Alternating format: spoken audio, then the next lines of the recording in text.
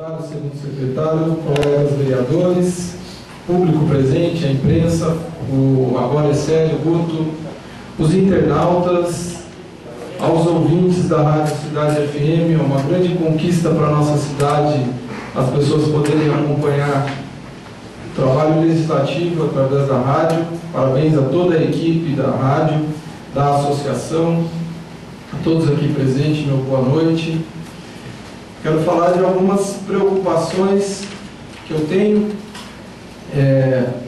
Começo a falar da primeira preocupação a respeito de todo esse período conturbado que nós passamos nessa semana anterior, e que muitas vezes a conturbação do período é causada por algumas lideranças que não sabem lidar com essas questões. A partir do momento que nós nos propomos a sermos representantes, seja do Poder Legislativo, seja do Poder Executivo, nós precisamos estar preparados para isso. Então nós vivemos uma questão jurídica, não foi uma questão de divergência entre dois poderes, foi uma questão jurídica, não foi movida por essa casa, por esses vereadores, simplesmente uma questão jurídica, e é onde ela deve ficar, na instância jurídica. Eu falei, quando fui perguntado na Rádio Cidade de Juquitiba, que nós teríamos que ter muita responsabilidade. Por quê?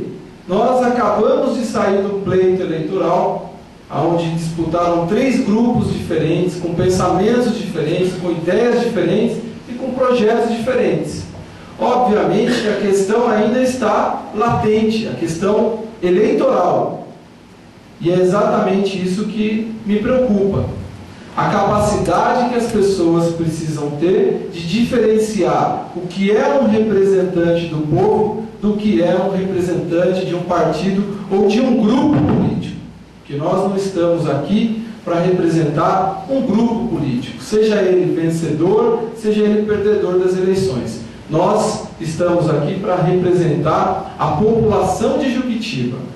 E eu me preocupo quando nós desrespeitamos a democracia, nós desrespeitamos a liberdade que pessoas morreram para conquistar. O direito da livre manifestação do seu pensamento, seja ele religioso, político, cultural.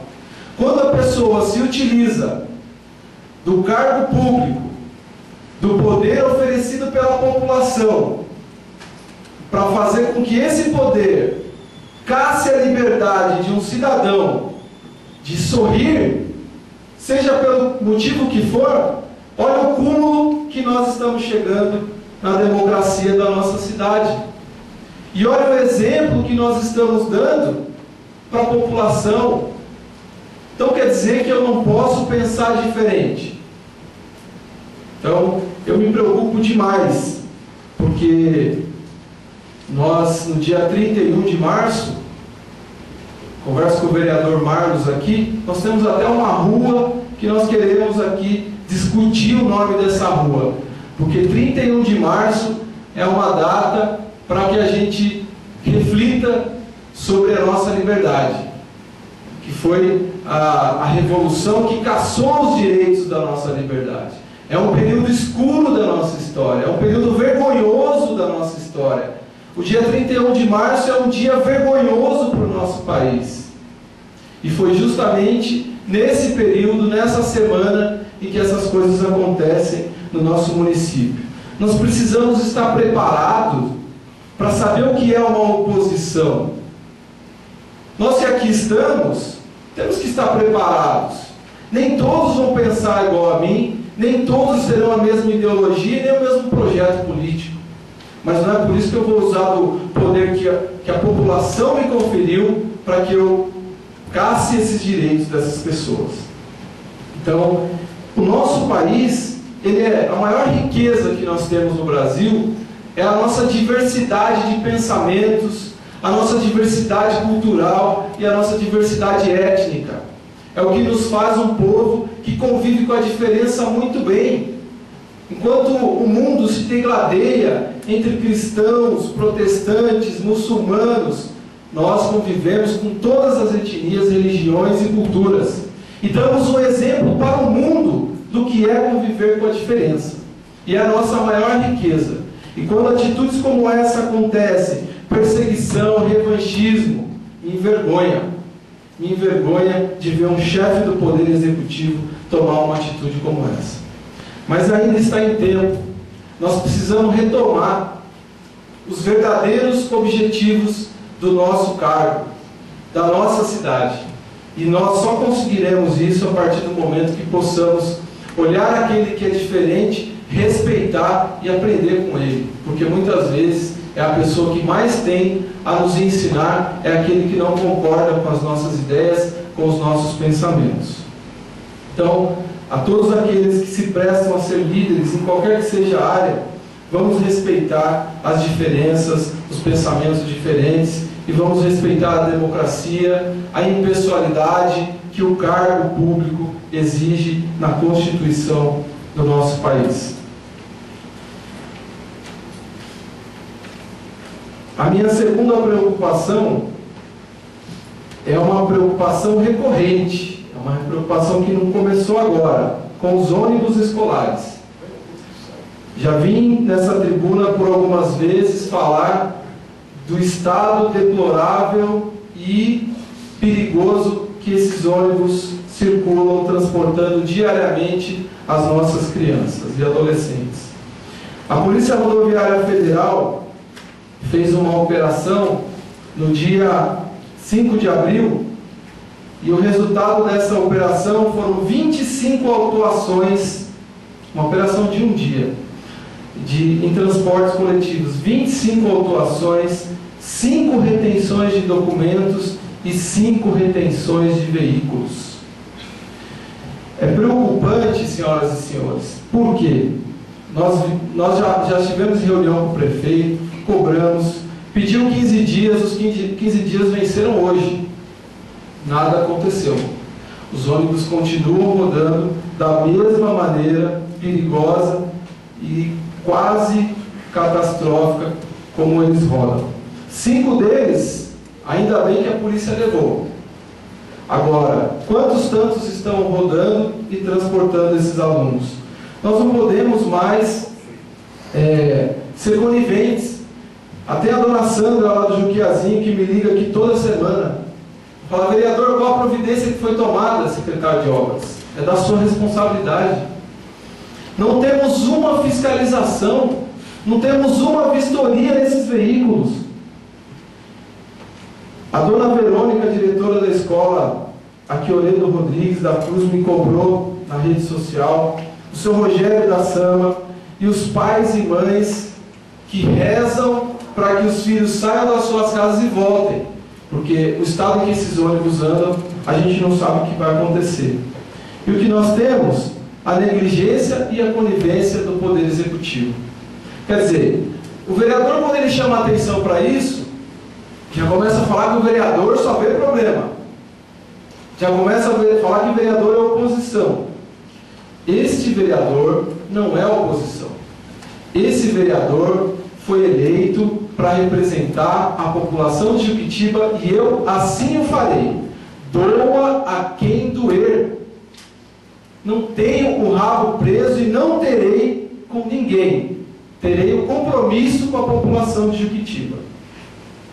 Continuarei cobrando, acionarei o Ministério Público e ficarei acompanhando até que se resolva a questão desses ônibus vergonhosos. Isso não depende de governo anterior, isso não depende de 100, 50, 10, um dia. Isso deveria ter sido feito no primeiro dia de governo. E estamos aí já no 100º, próximo do 100º dia de negligência, conivência com essa vergonha.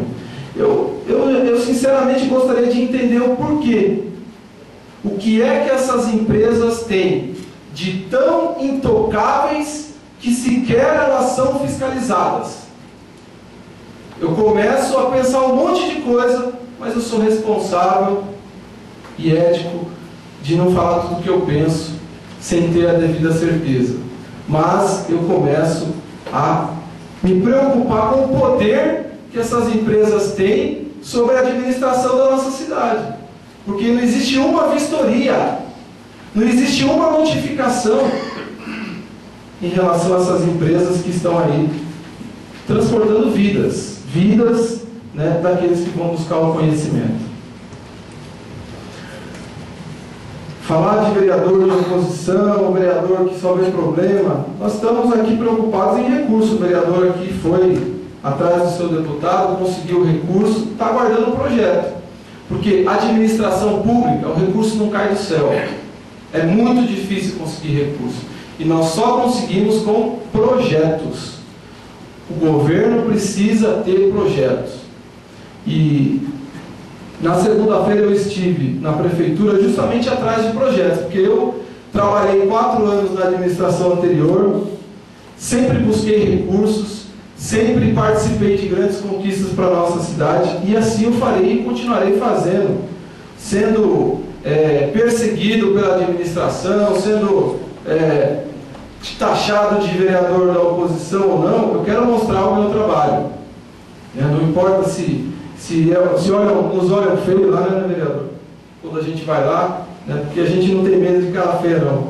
Né? Cara feia a gente combate com um sorriso, porque a gente quer trabalhar. E o Marcão é assim, ele sorri bastante, é isso que torna ele uma pessoa amável, né? E ele vence os desafios com isso. E assim a gente vai fazer também. Né? Então eu estive lá na prefeitura atrás dos projetos. Né? Porque assim, o governo federal, ao qual a gente tem bastante acesso através dos nossos deputados, e tem cobrado, inclusive a Jolie falou hoje, como é que nós vamos responder, estão cobrando o Zé Mentor de ambulância? Eu fui atrás da prefeitura para ver se a prefeitura cadastrou um pedido de ambulância. Não tem.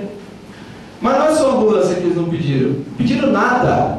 Não existe um projeto cadastrado no portal de convênios para Juquitiba. E aí eu realmente começo a me preocupar. Todos os projetos que eles me deram são de anos anteriores, que a gente fez na gestão anterior. Os projetos da gestão anterior estão lá. Nós estamos em 100 dias sem nenhum projeto.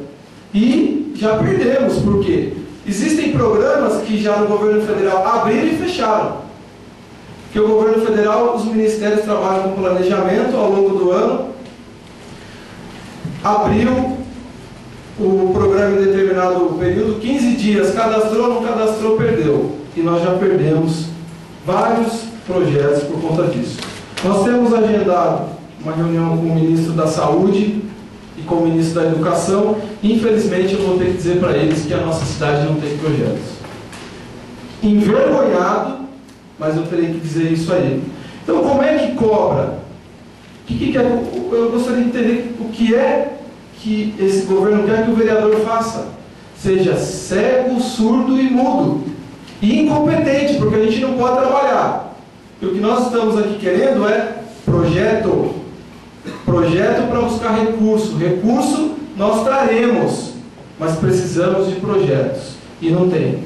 E hoje a estrutura que tem lá, pelo menos de pessoal do departamento de projeto, é bonito de ver. Você chega na sala, está cheio. Fazendo o quê? Gostaria de saber. E a cidade precisa saber. Porque custa caro para o município, esses servidores todos. Né? Somos nós que estamos custeando eles. Eu sei que eles estão aí prestando contas de projetos anteriores, resolvendo problemas de outros projetos, mas a gente precisa cadastrar projetos. E nós precisamos fazer a cidade andar. Então, hoje, completamos 100 dias de um governo que não apresentou projeto no governo federal. Gostaria de falar da Sabesp. Nós teremos aqui no dia 17 de maio de 2013, às 18 horas, uma audiência pública com a Sabesp, porque eles precisam prestar contas para o nosso município. Né? Eles vieram aqui, se comprometeram em algumas questões e não cumpriram conosco. Nós precisamos cobrar nessa audiência pública esse empenho da Sabesp com essas obras inacabadas que ela deixa nossas ruas todas aí sem os pavimentos. Falar da dona Vânia, da Laranjeiras, que todo dia me manda e-mail cobrando a estrada. Dona Vânia, fiz mais uma vez aqui o requerimento. O vereador Mineiro também sempre está cobrando. Né? Secretário, gostaria de mais uns minutos para eu finalizar? Sim. Então, secretário, a estrada da Laranjeira estão sendo muito cobrados, vamos pelo menos fazer algo emergencial lá. Quero cumprimentar aqui o Alex, que é motorista de ambulância, todos os motoristas de ambulância que se deslocam, fazem horas extras, precisam ser reconhecidos, essas horas precisam ser pagas para eles, porque eles trabalham com os veículos que a gente sabe em condições degradadas e precisam ser reconhecidos e respeitados, assim como toda a equipe lá da saúde que enfrentam as dificuldades, mas estão aí lutando para atender bem a população, os auxiliares, as enfermeiras, enfim, toda a equipe lá da saúde. Falar de conquistas, a Rua São Jorge, lá na Senhorinha, conquistamos o pavimento dessa rua. Espero que esse governo, que a obra já foi, o recurso nós já conquistamos, já foi feita a licitação, só precisa iniciar a obra, né, secretário? E parece que está andando bem, acho que essa obra não vai parar, né? Tomara, porque aquela população, desde 2010, luta por essa rua, e é só uma de muitas que a gente vai conquistar lá para todo o bairro da Senhorinha que merece. Então, a Rua São Jorge, tomara, agradeço o deputado Antônio Mentor, sempre compromissado com o nosso município, mandando recursos para cá. Para finalizar, Abel, que é uma liderança hoje, a maior liderança do Barnabés é você, Abel. Dizer que 17 anos do Barnabés, tem muita coisa pela frente que precisa ser conquistado. Espero que o Barnabés se torne maioridade, mas com um pouco mais de conquista. Hoje eu falei com a dona Leda, aquele esgoto a céu aberto, aquelas coisas lá. E tem um projeto para lá que esse governo precisa fazer andar. Nós conquistamos na gestão anterior R$1 milhão para investir no Barnabés. Está parado. 100 dias parado. Então, seria um presente para o Barnabés que essa reurbanização já tivesse começado. Mas não, é mais um projeto que está parado, precisando licitar, precisando fazer a obra, porque daqui a pouco perde o recurso.